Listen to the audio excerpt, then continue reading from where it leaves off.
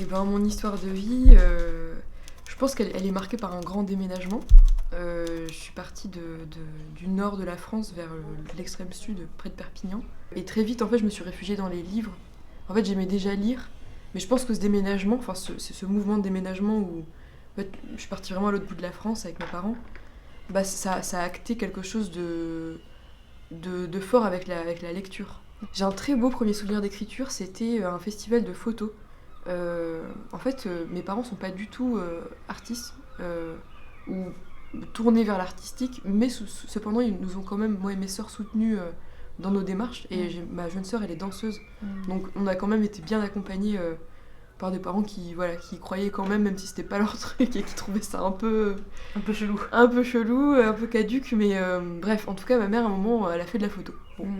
Malgré le fait que c'était pas sa veine première, elle est instite et elle fait de la photo pour ses élèves. Et il se trouve qu'il y avait un festival de photos dans son village, le village où il y avait son école. Et là, en fait, donc festival, la nuit, il y a du bruit, du monde partout et tout. Et il y a un poème qui me tombe dessus, quoi. J'avais encore une fois 12-13 ans. Ça s'appelait Son. Son. Et en fait, j'ai écrit un petit poème, comme ça, donc j'étais inspirée, donc j'écrivais mon petit poème et tout. Et en fait, on s'est foutu de ma gueule ce jour-là. Ma mère elle était en mode oui, bon, ça va, j'ai une fille poète, tu vois, mais c'est quoi cette histoire? Je sais pas, mais bon, je sais pas ce qu'elle nous fait, mais elle le fait, quoi. Et j'étais là en train d'écrire mon poème sur le son. C'est un peu comme une mélodie, quoi. Il y a quelque chose qui t'arrive dans la tête. C'est ça. Et en fait, ce poème s'appelle Son, et c'est pas pour rien. C'est qu'en fait, tout l'univers sonore d'un lieu, d'un espace où ça vit, où ça circule et tout, puis tout ce que ça peut engendrer de sonorités poétiques, moi c'est ça qui m'a toujours intéressée, je crois. T'écrivais beaucoup ? Ouais, j'ai des sacrés kilos de carnet en réserve. Et est-ce que c'était que de la poésie ou t'avais des journaux intimes aussi Ouais, en fait j'ai commencé à écrire dans des journaux très jeunes, à 8 ans, quoi. Enfin ceux de mes 13-14 ans en particulier, c'est catastrophe, quoi. J'écris avec des émoticônes, et c'est en mode MSN, tu vois, sur mon petit carnet, c'est l'enfer. Mais en fait, il a le mérite d'être là, et en fait, il indique aussi un désir de poser des choses sur le papier. J'ai compris assez vite, en fait, que écrire quelque chose, écrire pour soi en tout cas, c'était se retrouver, passer du temps avec soi. Et j'ai toujours considéré l'écriture et la page comme un refuge.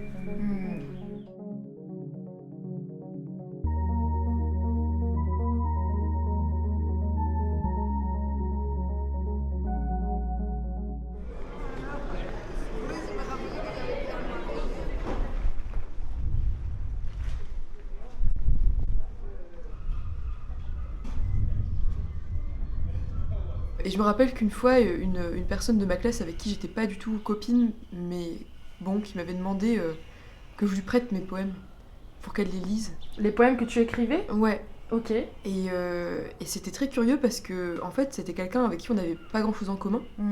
Elle faisait plutôt partie du clan des gens stylés, tu vois, qui avaient la classe et tout. Puis moi, j'étais un peu. C'était pas exactement ça, quoi. Au collège, j'étais plutôt rejetée qu'autre chose. Et du coup, elle me demandait que je lui prête mes poèmes, quoi. Et bah, je lui ai prêté, quoi. Et en fait, quand elle est revenue me dire que ça lui avait plu, j'ai senti que s'était passé quelque chose, ouais. T'avais quel âge ? J'avais 12 ans. C'est marrant. Et je me rappelle que c'était quelqu'un qui... Enfin, je me rappelle encore de son nom et tout, mais c'est quelqu'un qui renvoyait quelque chose de très dur, en fait. Une grosse carapace de... Une nana qui jouait des bras, tu vois. Enfin, et moi, non, enfin... Moi, je me faisais un peu harceler parce que j'écoutais de la musique classique, tu vois. Par ses copines. Et du coup, est-ce que le fait qu'elle me demande ça, je me demandais où était l'intrigue, tu vois. Et en fait, bon... Et donc, pour répondre à ta question, là, c'est plutôt pour faire le pont entre originellement d'où je viens et la poésie et maintenant. Mais je crois que je continue à essayer d'écrire de la poésie pour des gens qui n'ont pas l'habitude d'en lire. Oh. J'étais à Avignon et dans la rue des Teinturiers, je rencontre un gars qui fait de la poésie publique avec une machine à écrire. Et bref, du coup, ce gars, il me surprend avec sa machine à écrire. Je me dis, c'est dingue, et toute cette histoire de poésie publique. Et en fait, on s'échange 1 ou 2 mails, je lui demande un peu, des questions un peu basiques, mais est-ce que t'en vis, c'est quoi cette histoire, d'où ça vient et tout. Et là, reconfinement, deuxième confinement, et donc mouvement des théâtres occupés arrive, quoi, se soulève, existe. Et à Quimper, dans la ville d'à côté, c'est occupé. au théâtre de Cornouailles. Et donc là, en fait, il y a un pote qui me dit putain, ça me manque de poésie. Enfin, c'est hyper fort, hyper politique, hyper militant et tout, mais ça manque de poésie. Tu voudrais pas venir faire un truc à la machine à écrire. Et je sens que c'est peut-être le moment pour essayer cette histoire de portrait, quoi. J'ai collaboré avec une photographe pour ce projet, Karine Baudot, qui habite à Douarnenez aussi. Et donc on a fait cet objet comme ça avec une photo et un texte. Il y avait un entretien, je posais 4 à 5 questions sur la notion de liberté, l'espoir, demain, et puis des questions un peu plus philo, genre pour toi c'est quoi la temporalité de la Terre, le fait que la Terre elle tourne depuis si longtemps et nous qu'on est là vraiment que de passage, et qu'est-ce que ça te fait toi et tout. Et en fait il se trouve que ça leur plaît grave. Mais moi je pars avec les portraits, tu vois, enfin genre je fais leurs portraits, je leur lis, tout le monde est content, machin, et après je file avec le boulot, quoi, enfin tu vois, je pensais pas, on n'a même pas pensé à faire une photocop ou quoi. Et en fait ça devient l'objet mystérieux, quoi. Genre à l'AG suivante, ils sont là en mode, il s'est passé un truc et tout, les portraits, on a fait notre portrait, mais on les a pas, on peut pas vous les montrer et tout. C'est là que Marie Pan, du coup, qui est proprio de ce lieu et qui habite ici, vient chez moi, là où j'habitais avant à Douarnenez, me dire Alice, les portraits, file-les-moi, il faut qu'on les relise, tu veux pas en faire plus et tout. Et c'est comme ça que ça prend. Et de fil en aiguille, je me retrouve à ancrer un peu cette pratique de la poésie publique, donc un thème égale un poème. Les gens te donnent un thème, ce qu'ils veulent, ça peut être une phrase, une histoire, un mot, une impression, ça peut être un mouvement. En fait, c'est vraiment méga libre. Et toi, tu composes un poème là-dessus sur un format genre A6, tu vois, un petit poème. Enfin, pas une carte postale, quoi. Quand je descends par les petites ruelles, là, tu vois, la Venelle, des Hirondelles, des Alcyons, toutes les petites ruelles derrière, je m'imagine tout le temps les ouvrières d'usine. En tout cas, pour moi, cette ville, dans ce quartier-là, elle est peuplée de fantômes. Et j'adore ça. J'adore ces fantômes de femmes que je m'invente moi-même. Mais j'adore penser combien... Voilà, parce que aussi j'ai regardé beaucoup de photos de cette époque-là. J'ai lu comme plein de gens la BD qu'il y a eu sur Douarnenez, de ces années-là. J'ai travaillé un moment sur les sardinières, à une époque, pas ici mais ailleurs. Voilà, et donc j'ai la tête remplie de ces fantômes de femmes, voilà, qui ne sont pas forcément en grève non plus. Je lis pas ça que à la grève, les sardinières. Mais je me rappelle de cette densité d'habitants et souvent ça vient se superposer, même quand je suis toute seule sur le quai. Voilà. Je crois que de manière générale, quand je compose un poème en impro, ça me demande c'est une concentration très particulière j'ai jamais expliqué, donc c'est une bonne question que tu me poses. En fait, ça me demande à la fois d'être très concentré, canalisé vraiment à ce que je fais, en même temps d'avoir l'esprit un peu ailleurs.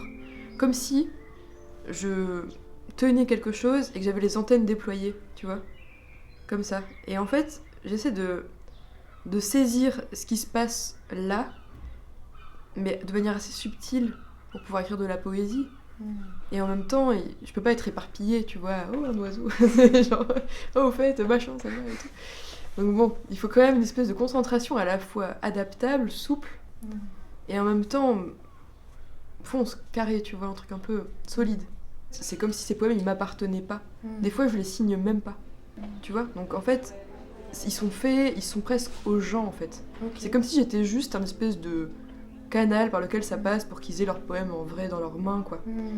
Mais je me sens pas forcément toujours responsable de ce que j'écris à ce moment-là.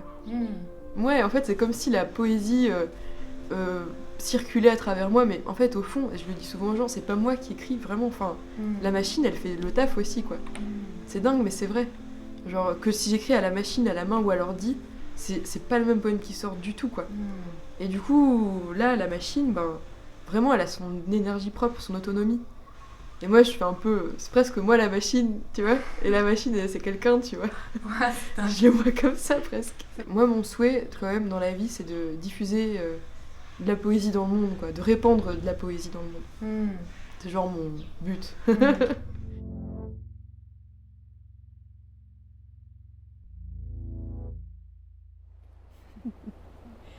Tu es là, avec ta poigne, ta catapultée gloire grisante. Tu es là avec ta cadence, ta capacité constante à cohabiter avec l'évidence. Tu as bu cette eau ambitieuse à peine née. Plongée dans le chaudron de tes ébullitions loquaces, tu as su comme on s'électrise au contact de la foudre.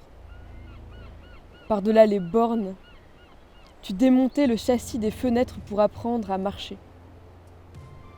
Et te voilà qui arrive et te voilà qui avance, dansant dans une auréolée joie, faite de papier et de croyances. Tu es là, stellaire.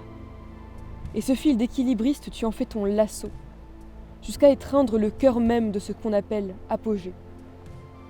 Tu oublies de mourir chaque nuit pour aboutir ta floraison. Te souviens-tu de ce rêve ?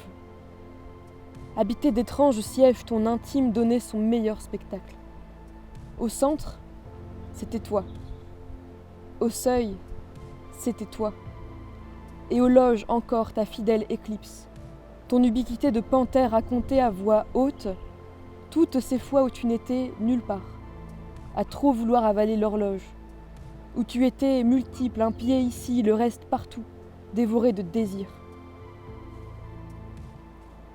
J'en aurais vécu des chavirées amertumes, des surprises aléatoires avec l'étreinte, des rencontres sauvages avec une sidérée joie.